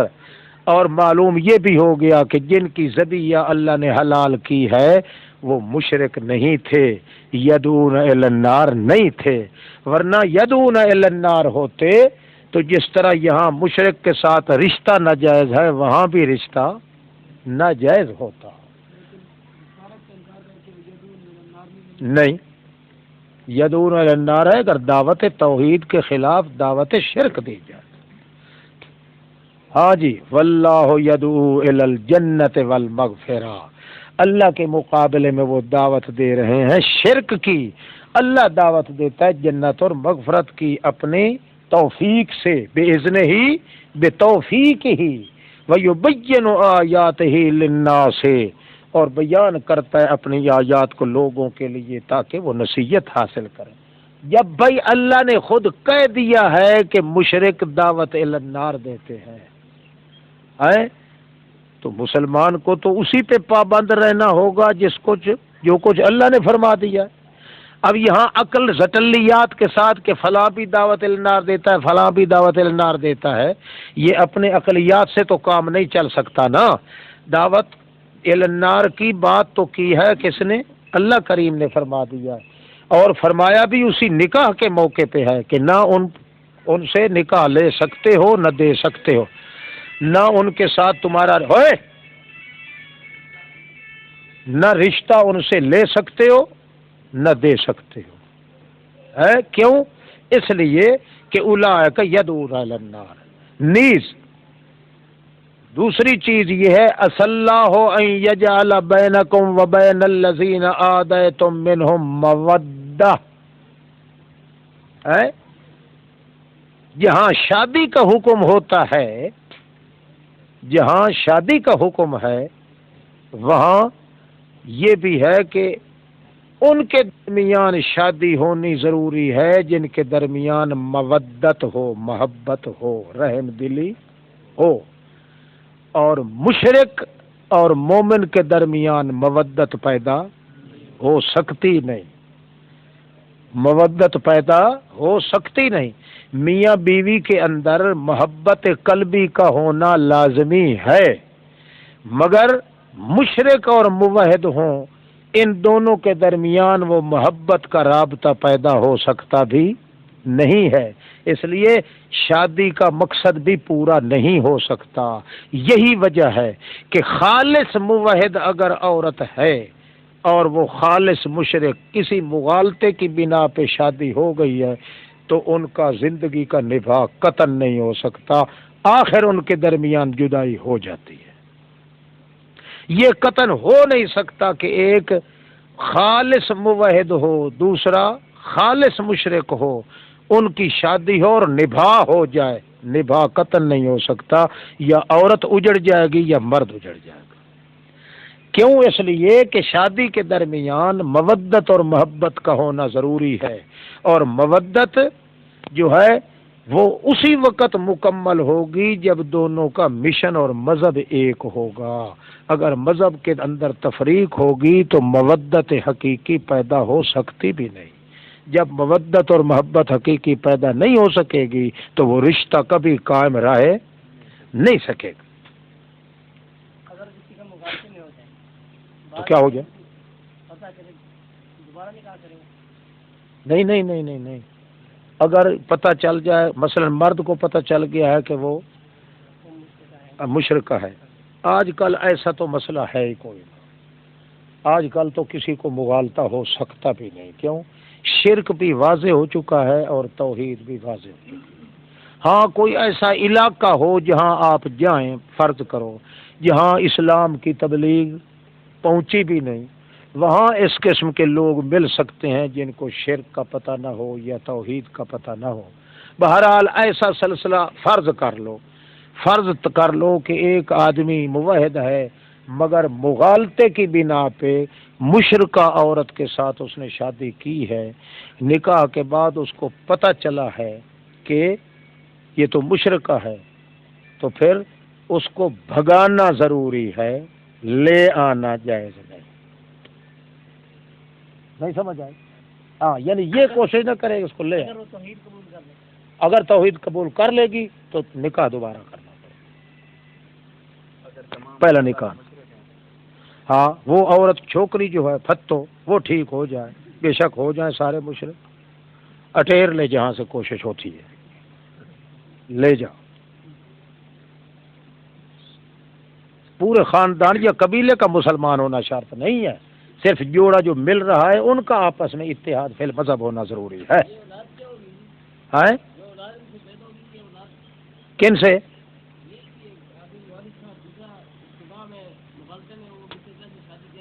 ہاں ہاں ہاں ٹھیک ہے، وہ بچے بالکل اپنے باپ کے ہوں گے، وہ حلال شمار ہوں گے، الولد للفراش ہے، جس باب یہ حدیث ہے رسول اللہ صلی اللہ علیہ وسلم کی، اس لیے اس کے خلاف اگر آپ سوچ رہے ہیں تو اسلام کے خلاف سوچ رہے ہیں، اور جو اسلام کے خلاف سوچے وہ کافر ہوتا ہے۔ ہاں جی مقدمہ تمہیدی ہے نا۔ اچھا جناب، اب وَيَسْأَلُونَكَ عَنِ الْمَحِيضِ، اب ایام ماہواری کے متعلق پوچھا جاتا ہے کہ ان ایام میں اپنی بیوی کے پاس آدمی جائے تو وہ نفع تو اٹھا رہا ہے، ایک لحاظ سے اس کے اندر نفع بھی ہے، ایک لحاظ سے اس کے اندر نقصان بھی ہے۔ نقصان یہ ہے کہ وہ نری ایذا بنے گی، اس کا وجود بیمار ہو جائے گا اور وہ صحت مند نہیں رہے گا، اور ایک طرف فائدہ بھی ہے کہ وہ اپنے تقاضے کے مطابق کچھ نفع بھی اٹھا رہا ہے۔ اس کے بارے میں اللہ کریم فرماتے ہیں، پوچھتے ہیں محیض کے بارے میں، آپ فرما دیں ہوا اذن، وہ بھی نری کے نری تکلیف ہی تکلیف ہے، بس دور رہ گیا کرو تم عورتوں کے ساتھ میل جول کیے بغیر فی المحیض حیض کی حالت میں، ولا تقربہن حتی یطہرن، نہ نزدیک جایا کرو ان کے حتی یطہرن، حتی یطہرن وتطہرن، حتی کہ وہ پاک ہو جائیں کس سے؟ حیض سے، وتطہرن اور پاک ہو جائیں بذریعہ پانی کے، حتی یطہرن عن الحیض، وتطہرن یہاں معذوف مانا جائے گا، حتی یطہرن، حتی کہ مکمل طور پہ وہ حیض سے بجائے حیض کے طہر آ جائے، یہ تو وہ طہر ہے جس میں حیض نہیں ہوتا، یہاں طہر سے مراد وہی طہر ہے جس کے اندر ایام حیض نہ ہو، باقی تطہیر جو ہے وہ الگ ہے، حتی یطہرن، حتی کہ پاک ہو جائیں ماہواری ایام سے، پھر غسل بھی کر لیں، وہ تطہرن جو ہے وہ معذوف مانا جائے گا قرینہ کلام کے لحاظ سے، کیوں آگے آ رہا ہے فیضا تطہرن، یہ خود قرینہ ہے اس بات کا کہ حتی یطہرن کے بعد کیا معذوف ہے؟ تطہرن، فیضا تطہرن، پس جب وہ پانی کے ذریعے خوب پاک ہو جائیں، فاتوہن من حیث امرکم اللہ، پھر آؤ تم جس اس مکان سے، حیث و مکانیہ، اس مکان سے جو امر کیا ہے تم کو اللہ نے، اندھا دھند فائرنگ نہ شروع کر دو، من حیثو اس مکان سے آؤ، وہ کھیتی کا مقام جو ہے اس کی طرف سے آؤ۔ ان اللہ، یہودیوں کی طرح اندھے ہو کے نہ شروع ہو جاؤ۔ ان اللہ یحب التوابین، اور اگر کبھی کوئی شخص غلطی ایسا کر بھی بیٹھا ہے تو آئندہ کے لیے سنبھل جائے، اللہ توبہ کرنے والوں کو پسند کرتا ہے، اور اس سے بھی زیادہ پسند کرتا ہے جو سرے سے گناہ کرتے ہی نہیں ہیں۔ متطہرین، متطہرین میں تکلف ہے، باب تفعول کا ہے نا، اس میں تکلف ہوتا ہے۔ من المتطہرین یعنی پورے زور سے وہ بچ کے رہتے ہیں، ہمیشہ ان سے گناہ ہوتا بھی نہیں۔ نساؤکم حرث لکم، عورتیں تمہاری کھیتی ہیں تمہاری، لہذا آیا کرو اپنی کھیتی کے اس مقام پر، انا شئتم، جس کیفیت سے چاہو تم۔ انا کیفیہ، حضرت صاحب کے پاس ہوتا تھا نا آدمی، ایک فقیر سائیں، یہاں جب اس کا ترجمہ کر رہے تھے نا حضرت صاحب، حضرت مولانا حسین علی رحمۃ اللہ علیہ، تو وہ سائیں کھڑا ہو گیا، اس نے کہا حضرت میں آپ کو بتاؤں کہ کس طرح کرنا چاہیے، انا شئتم ہے؟ حضرت صاحب نے فرمایا ہاں اللہ راضی تھی بھی دس، ہاں دس، اکے لٹا کر بٹھا کر کھڑا کر۔ یہ انا کا معنی کیا ہے؟ لٹا کر بٹھا کر کھڑا کر۔ انا شئتم کیفیت کا بیان ہے نا، جس کیفیت سے چاہو تم۔ وہ سرانہ اپنے سامنے رکھتا تھا نا، اسی طرح لٹا کر بٹھا کر کھڑا کر سمجھاتا تھا کہ اس طرح لٹا کر، اس طرح بٹھا کر، اس طرح کھڑا کر۔ انا شئتم، جس کیفیت سے چاہو تم، مکان تو ہے ہر سوالا، اور کیفیت وہ جس طرح تمہیں اچھا لگے۔ وَقَدِّمُوا لِأَنفُسِكُمْ، مگر یہی لذتیں نہ اٹھاتے رہنا۔ قدموا لِأَنفُسِكُمْ، اچھے اعمال آگے بھیجو اپنی جانوں کے لیے، کیونکہ یہ لذتیں اور سرور تو یہیں رہ جائے گی، وہ تو آگے جائے گا کچھ نہیں۔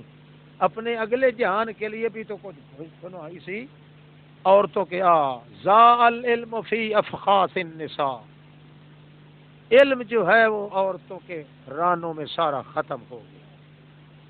ذا العلم فی افخاص النساء، آدمی اپنے علم اور سوچ بچار کو ختم کرتا ہے، جس کو ادھر زیادہ عشق شروع ہو جائے نا، کثرت کے ساتھ شروع ہو جائے، یوں سمجھو اس کا علم بھی گیا۔ علم کیوں گیا؟ اس کا فکر صحیح گیا۔ فکر صحیح کیوں گیا؟ اس لیے کہ دل کا یقین گیا۔ دل کا یقین کیوں گیا؟ کہ دماغ کا فکر صحیح گیا۔ فکر صحیح جب غلط ہوا تو حفظ ختم ہو گیا۔ حفظ ختم ہوا تو ملکہ شیطانی آ گیا۔ ملکہ شیطانی آ گیا تو وہ علم جو دماغ میں رہتا تھا اس کا وجود ہی ختم ہو گیا۔ اس لیے ذا العلم فی افخاذ النساء، اس پہ یہ اجماعی مقولہ ہے علماء حکمت کا کہ ذا العلم فی افخاذ النساء۔ واتقوا اللہ قدموا لانفسکم، یعنی آگے بھیجنے کے لیے کوئی اعمال بھیجو، اسی سرور اور لذت میں بھی نہ رہ جایا کرو۔ واتقوا اللہ، ڈرو اللہ سے، واعلموا انکم ملاقوہ، اور جان رکھو کہ اللہ کو تم تحقیق تم ملنے والے ہو۔ اے میرے رسول، وبشر المؤمنین، یہ آپ کو ہم حکم دے رہے ہیں کہ ایسے آدمیوں کو مبارک دے دیں۔ ولا تجعلوا اللہ عرضۃ لایمانکم، ہے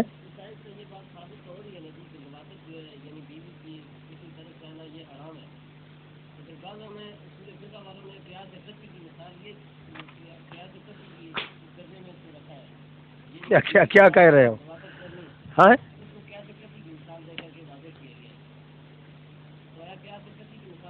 جو کتابیں فقہ کی ہم نے پڑھی ہیں اس میں تو یہ بات کوئی نہیں. جو آپ نے اسپیشل کو کتاب لکھی ہے یا آپ کے کسی بزرگ نے لکھی ہے یا بات صحیح بتاؤ. جو کوئی لکھی ہوئی ہے غلط کیوں کہتے ہو؟ کیا کیا ہے؟ کیا کیا ہے؟ ہاں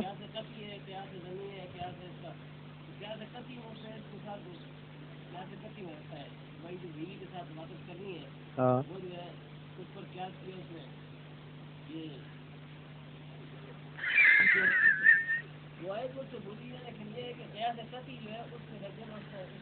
نس سے قطعی یا کیا سے قطعی؟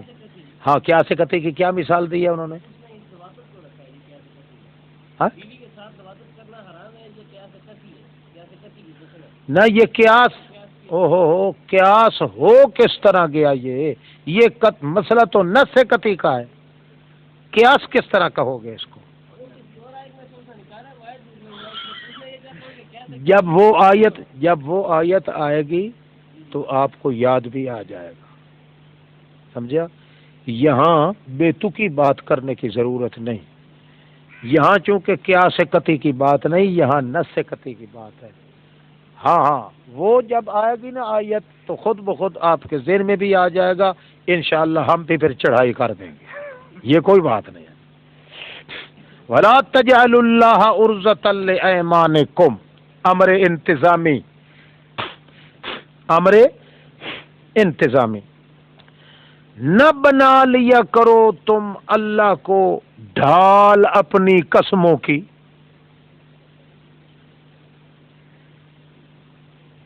اس کے لیے کہ تم ان تبرو و تتقو، تم نیکی کرو یا تقوی اختیار کرو اور سلو کرو درمیان لوگوں کے.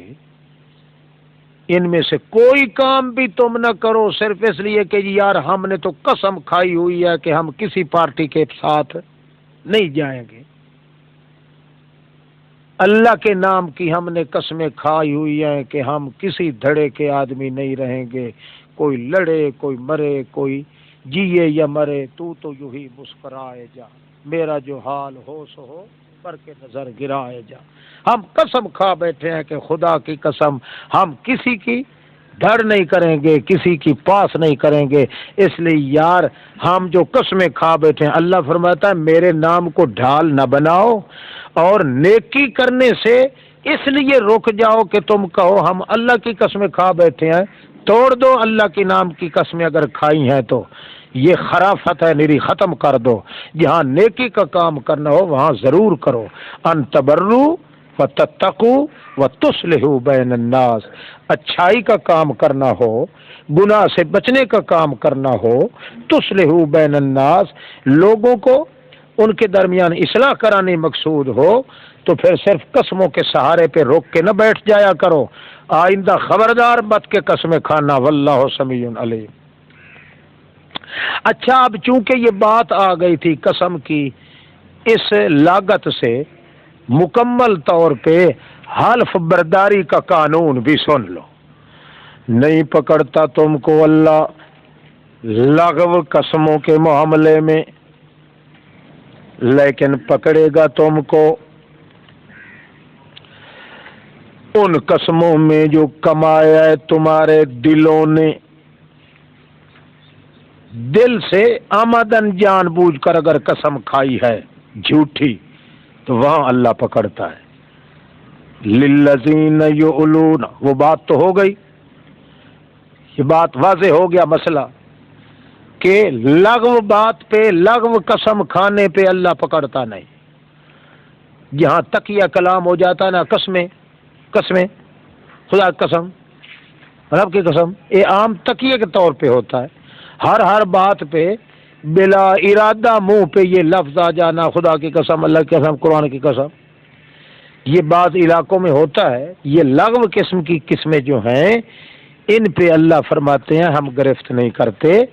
البتہ وہ قسم جو تمہارے دل کے ارادے سے ہو اور تمہیں پتہ ہو، دل کے اندر تمہیں یقین ہو کہ ہم یہ خلاف واقعہ قسم کھا رہے ہیں، البتہ ان پہ گناہ ہوتا ہے، اور اس کے متعلق تھوڑا سا قانون لکھ لیں۔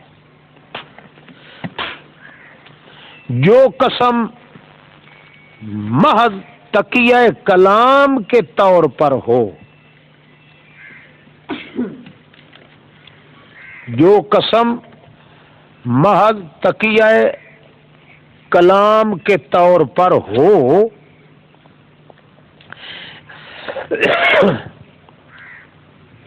جیسے عرب والے بولتے ہیں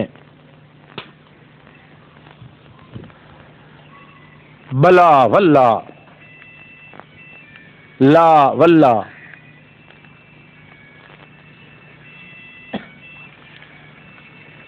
لا واللہ، بلا واللہ، یا ہمارے عام بول چال میں ہوتا ہے قسم ہے، قسم ہے، قسم ہے، کبھی ہوتا ہے خدا قسم، واللہ وغیرہ وغیرہ۔ قرآن مقدس میں حضرت عائشہ اور امام شافعی کی تفسیر کے مطابق ان کو ایمان لغو میں شمار کیا گیا ہے۔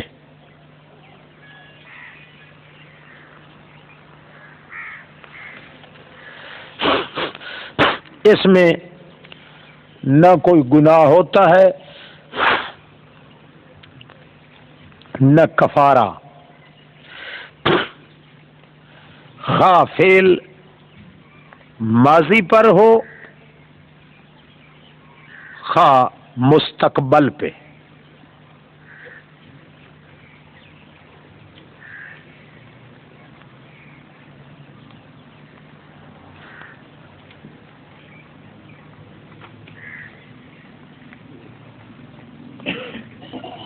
جیسا کہ فتح القدیر، در المختار وغیرہ میں موجود ہے۔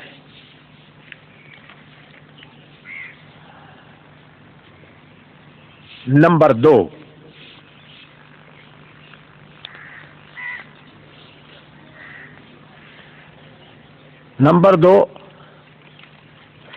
قصداً گزشتہ فعل پر قسم کھائی جائے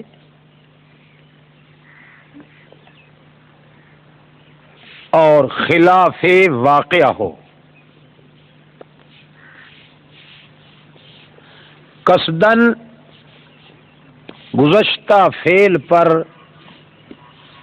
کسی گزرے ہوئے کام پر قسم کھائی جائے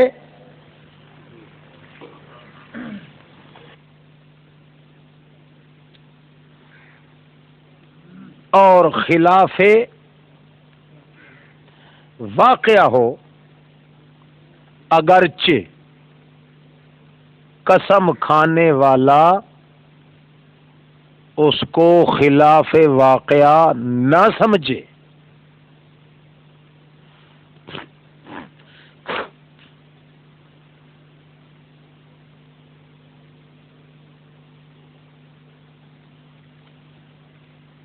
اس کا حکم قرآن میں مذکور نہیں ہے،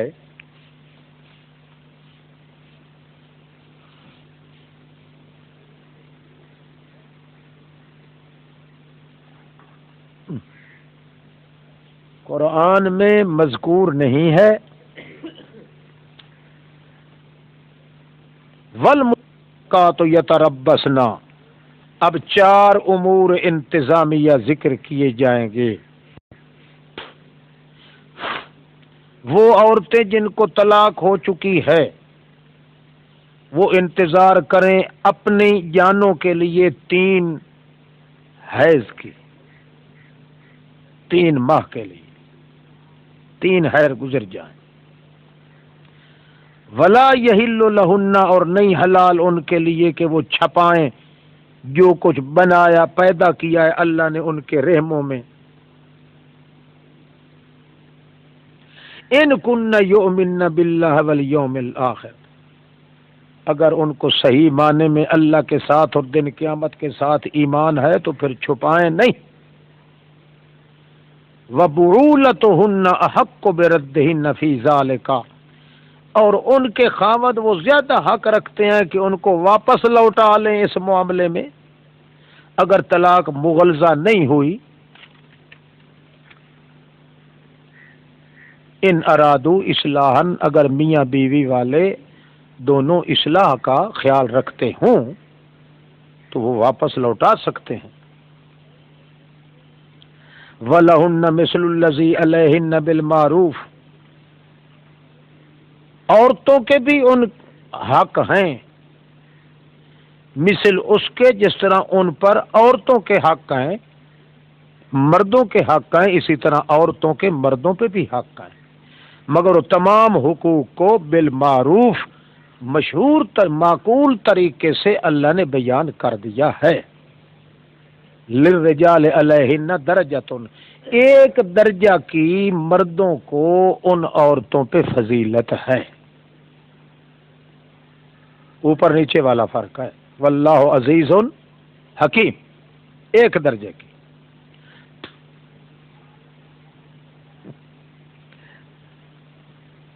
مولانا روم ہے نا مثنوی والا، ان کے سامنے ایک معقولی آدمی آیا تھا، بہت بڑا، وہ بھی عالم تھا، بڑا معقولی، اصل تو ان کو ڈھانے کے لیے آیا تھا مثنوی والے کو۔ اس نے آ کے سوال کیا، جی عقل کا تقاضا ہی ایسا ہے کہ ہر انسان کے لیے ایک حصہ ہوتا ہے، کیونکہ آدمی کا وجود خود حصہ ہے، اس لیے اس کے انتظامی امور، حاجی امور، امور حاجیہ، امور ضروریہ کے اندر بھی حصہ ضرور ہوگا۔ اب جب کہ اس جہان میں مرد کا حصہ جو ہے اوپر والا ہے، عورت کا نیچے والا، وہ تحت ہے، وہ فوق ہے، تو اب جب اگلا جہان آئے گا تو اس میں حصہ بقدر جسہ ضرور بدلے گا، اس لیے فوق تحت بن جائے گا، تحت۔ مولانا روم نے کہا فوق تحت بے شک بدل جائے گا مگر ہتھیار نہیں بدلے گا، ہتھیار ہر کسی کے پاس اپنا ہی ہوگا۔ اس نے کہا یہ تو ٹھیک ہے، تو مولانا روم نے کہا جب یہ ٹھیک ہے، جب ہتھیار کا حصہ نہیں بدلا تو معلوم ہوا یہ قانون بھی غلط ہے عقل والا کہ بندہ جو ہے اس کا حصہ بدل جاتا ہے، سرے سے یہ بھی غلط ہے، ورنہ اگر بدلتا تو حصہ تو ہوتا ہے نفس اور سرور میں، سرور کے لیے تو ہتھیار چاہیے، ہتھیار تو بدلا نہیں، اس لیے نیچے والا اگر اوپر بھی چلا جائے تو کیا فائدہ ہے، ہتھیار تو وہی اس کے پاس اپنا ہی ہوگا، اس کا اپنا ہوگا۔ تو یہ بات گویا کہ غلط ہے۔ وَلِلرِّجَالِ عَلَيْهِنَّ دَرَجَةٌ، ان سے یہ مطلب نہیں ہے کہ حصہ بدل جائے گا پھر ہر ایک کا حصہ، نہ، یہ درجہ جو ہے وہ کس کا ہے؟ قوام کا ہے۔ الرجال قوامون علی النساء، وہ قوام ہے، یعنی قوت طاقت کے لحاظ سے، علم کی طاقت بھی، جسمانی طاقت بھی، یہ ایک درجہ ہے جو مرد کو اس پہ غالب کرتا ہے۔ اس کے باوجود حالانکہ کئی ایسے مرد ہوتے ہیں جن کے اندر یہ درجہ بیچارہ کا ہوتا بھی نہیں، نہ قوت کے لحاظ سے اور نہ علم کے لحاظ سے، نہ امور نظمیہ کے لحاظ سے، جس طرح یہ بے نظیر ہے۔ اب وہ جو زرداری ہے مثال کے طور پہ، نہ اس کے اندر کوئی درجہ بھی موجود نہیں، سارے درجے اسی نیچے والے کو حاصل ہے۔ واللہ عزیز حکیم، اللہ زبردست بھی ہے، حکمت والا ہے۔ ہاں اب چلو طلاق کا مسئلہ بھی ساتھ ساتھ سن لو، امور انتظامیہ جو بیان ہو رہے ہیں تاکہ مسلمانوں کا معاشرہ صحیح چلے۔ الطلاق مرتان، طلاق جو ہے وہ تو ہے 2 مرتبہ. کون سی طلاق؟ جس میں رجوع ہوتا ہے. الطلاق مرتان. لوگ خواہ مخواہ دوسرے جھگڑے یہاں شروع کر دیتے ہیں نا. غیر مقلد اور مقلدین کے درمیان یہ جنگ شروع ہو جاتی ہے نا کہ یہاں کون سی طلاق مراد ہے اور کتنی مرتبہ طلاق ہے، سنت کے مطابق کتنی طلاق ہونی چاہیے، بدعت کے مطابق کتنی ہو. یہ سارے فضول جھگڑے ہیں. الطلاق مرتان. طلاق جو ہے اصل میں تو وہ 2 مرتبہ ہے. کیا مطلب؟ ایسی طلاق جس میں رجوع ممکن ہو، وہ 2 ہی مرتبہ ہوگی.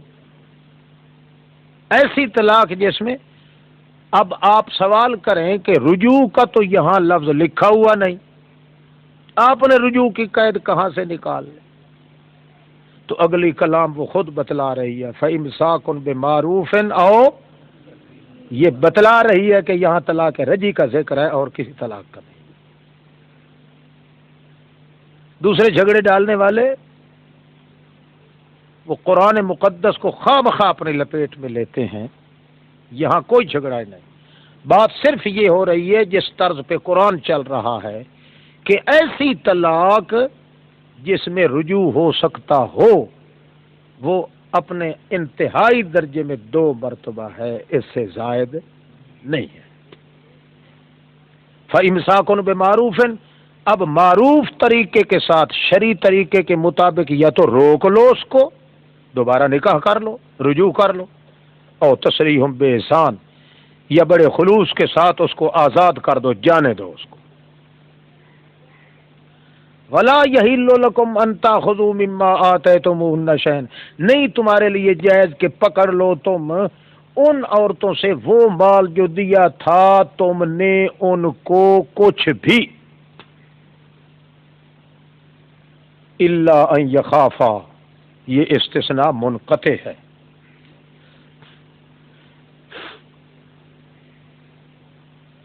یعنی لیکن دوسری صورت ہے اگر میاں بیوی دونوں آپس میں خوف رکھتے ہوں کہ وہ اللہ کی حدود کو قائم نہیں رکھ سکیں گے تو یہ الگ معاملہ ہے کہ اس کے لیے پھر تصریح ہی تصریح ہوگی، امساک نہیں ہو سکتا. اب فَإِنْ خِفْتُمْ أَلَّا يُقِيمَا حُدُودَ اللَّهِ، او حکام تمہیں ہم کہتے ہیں اگر وہ میاں بیوی کے معاملے میں تم ڈرتے ہو کہ وہ قائم نہیں کر سکیں گے اللہ کی حدوں کو، تو پھر کوئی گناہ نہیں اوپر ان دونوں میاں بیوی کے بیچ اس کے کہ وہ فدیہ دے دے، خلو کر لے اپنے خاوند کے ساتھ. تلک حدود اللہ فلا تعتدوها، یہ اللہ کی حدیں ہیں. آپ مسلم سوسائٹی کی پنچایت والوں تمہیں ضروری چاہیے کہ اللہ کی حدود کے خلاف مت نہ کرو، نہ کرنے دو. فلا تعتدوها ومن يتعد حدود اللہ فاولئک هم الظالمون، پس جو تجاوز کرے گا اللہ کی حدوں سے وہ ظالم ہی ہوگا. فإن طلقها فلا تحل له. اب لوگ کیا کہتے ہیں 2 پہلے دی تھیں، 2 تیسری یہ ہو گئی، خواہ مخواہ کا جھوٹ نہ کو لاگا نہ دے گا. اتنا بڑا فاصلہ درمیان میں لانے کی ضرورت کیا تھی؟ درمیان میں کیا ہے؟ خلو کا ذکر ہے. درمیان میں کیا ہے؟ اسی خلو کی طلاق کا بات ذکر ہو رہا ہے کہ جب عورت فدیہ دے دے، خلو کر لے، تو اس وقت جو طلاق ہوگی اس کا ذکر اب کیا جا رہا ہے. یہ نہیں کہ 2 پہلے تھیں اور تیسری اب ہو گئی. اور درمیان میں یہ 3-4 سطریں والی ایک مستقل مضمون آ گیا ہے. یہاں اب تیسری طلاق کہنے کی ضرورت کیا ہے؟ طلاق اب وہی ہے جو خلو کے ذریعے ہو رہی ہے. فَإِن طَلَّقَهَا، پس جب وہ طلاق دے دے یعنی خلو کے ذریعے، فَلَا تَحِلُّ لَهُ مِن بَعْدُ، اب اس کے لیے قطعاً حلال نہیں ہے وہ عورت، حتیٰ تنکح زوجا غیرہ، حتیٰ کہ وہ عورت اپنی مرضی سے کسی دوسرے خاوند کے ساتھ نکاح کر لے. وہ اپنی مرضی سے بگاڑ پیدا کریں اپنی مرضی سے، پھر وہ اس کو طلاق دے، پھر اپنی مرضی سے چاہے تو اسی پہلے خاوند کے ساتھ پھر دوبارہ شادی کر سکتے۔ یہ اپنی اپنی مرضی چلتی جا رہی ہے، حلال شلال یہاں نہیں ہے۔ لعن اللہ المحلل والمحلل لہو، اللہ کے رسول نے فرمایا اللہ لعنت کرے اس پہ جو کسی کے لیے حلالہ نکالتا ہے یا جس کے لیے حلالہ نکالا جائے۔ ہاں جی، فلا جناح علیہما ان یتراجعا، پھر کوئی گناہ نہیں ان دونوں پہ اگر گمان رکھتے ہوں کہ ان یقیما حدود اللہ، کہ قائم رکھ سکیں کہ اللہ کی حدوں کو، وتلک حدود، وہ بھی اللہ کی حدیں ہیں جو پہلے بیان ہو چکی ہیں، یبینھا لقوم یعلمون، اللہ بیان کرتا اس قوم کے لیے جو جانتے ہیں۔ وَإِذَا طَلَّقْتُمُ النِّسَاءَ فَبَلَّغْنَ أَجَلَهُنَّ، جس وقت طلاق رجی تم نے دے دی ہے۔ وَإِذَا طَلَّقْتُمُ النِّسَاءَ،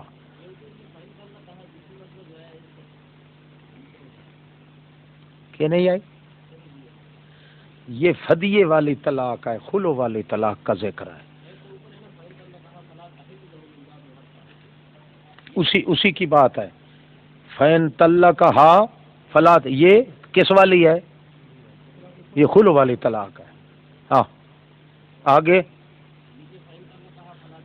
بھائی زوج ثانی جس کے ساتھ اس نے جا کے نکاح کیا ہے وہ اگر طلاق دے دے اس کی بات ہو رہی ہے۔ وَإِذَا طَلَّقْتُمُ النِّسَاءَ، جس وقت طلاق دی تھی تم نے طلاق رجعی عورتوں کو، پس پہنچنے لگی ہیں اپنی مدت کو،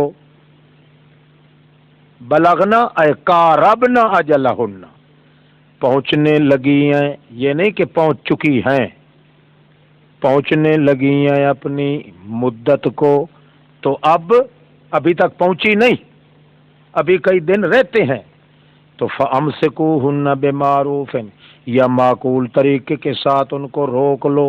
کیا معقول طریقہ ہوتا ہے؟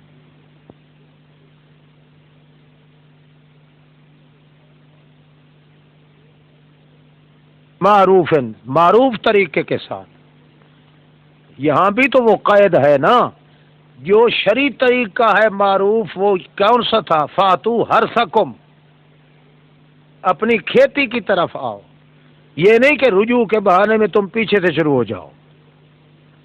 یہ معروفن کی قید لگانے کا مطلب یہ ہے کہ اسی شرعی طریقے کے مطابق تم ان کو روک رکھو جس طریقے کے مطابق شریعت نے تمہیں کہا ہے۔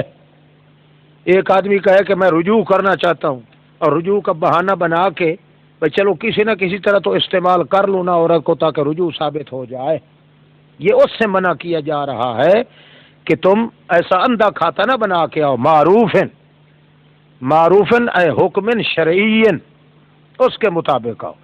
او سرہوہن بمعروف، یا چھوڑ دو اس کو معروف طریقے کے ساتھ، مطالبہ کوئی نہ کرو۔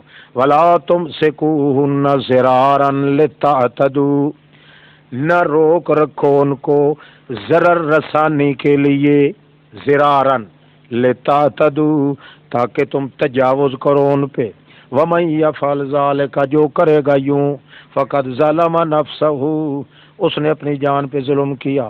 ولا تتخذوا آیات اللہ ہزوا، نہ بنا لیا کرو اللہ کے احکام والی آیات کو مخول، یاد رکھو اللہ کی نعمتیں جو تم پر ہیں اور جو کچھ اتارا ہے تم پہ اللہ نے کتاب میں اور حکمت میں، یعظکم بہ، یہ اس لیے اتارا ہے تاکہ نصیحت کرے تم کو ساتھ اس کے۔ واتقوا اللہ واعلموا ان اللہ بكل شیء علیم۔ واذا طلقتم النساء، جب طلاق دے چکے ہو تم عورتوں کو، فبلغن اجلہن، پہنچ چکی ہیں اپنی مدت کو، اے اتممنا مدتہن، یہاں قاربنا نہیں، فبلغن اجلہن، پہنچ چکی ہیں اپنی مدت کو، اب نہ رکاوٹ ڈالو ان میں جو وہ نکاح کر سکیں اپنی من پسند کے خامدوں کے ساتھ، جبکہ راجی باجی ہو جائیں درمیان اپنے، بالمعروف شرعی نکاح کے طور پہ، خفیہ نہ شرعی، اعلن النکاح۔ ہاں ذالک یوعظ بہ، یہ اس لیے کہا جا رہا ہے، نصیحت کی گئی ہے ان کے ذریعے، من کان منکم، جو تم میں سے ایمان لے آ رہا ہے اللہ کے ساتھ دن قیامت کے ساتھ، ذالکم ازکا لکم، یہ نری صفائی ہے تمہارے لیے اور پاکیزگی ہے، واللہ یعلم وانتم لا تعلمون، اللہ ہی خوب جانتا ہے نقصان دینے والے چیزوں کو اور نفع دینے والی چیزوں کو تم نہیں جانتے۔ بس انہوں نے رابطہ کر لیں۔ والوالدات یرضعن اولادہن، ماواں جو ہیں مائیں وہ دودھ پلا سکتی ہیں اپنی اولاد کو 2 سال کامل، یہ اس بندے کے لیے ہے اراد ان یتم الرضاعہ، اس کے لیے جو ارادہ رکھتا ہے کہ پورا کرے رضاعت کو، ورنہ یہ ضروری حکم نہیں، اس سے کم مدت تک کے لیے بھی پلا سکتے ہیں، 1.5 سال تک کے لیے، سال تک کے لیے، یہ فی نفس ہی یہ مدت ضروری نہیں۔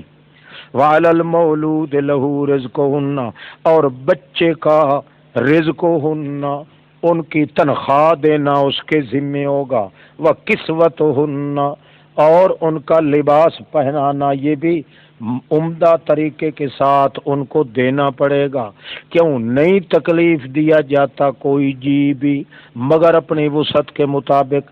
عورت اگر کہہ دیتی ہے کہ میری وسعت نہیں ہے کہ میں اس کو دودھ پلاؤں، یہ بچہ تیرا ہے، میں تیرے فراش کے لیے تو تھی مگر تیرے بچوں کی حفاظت کرنے کے لیے، تیری روٹی پکانے کے لیے، تیرے کپڑے دھونے کے لیے مجھ سے یہ کام نہیں ہوتا، جو کام میرے ذمہ ہے وہ تو رات دن بے شک لیے رکھ۔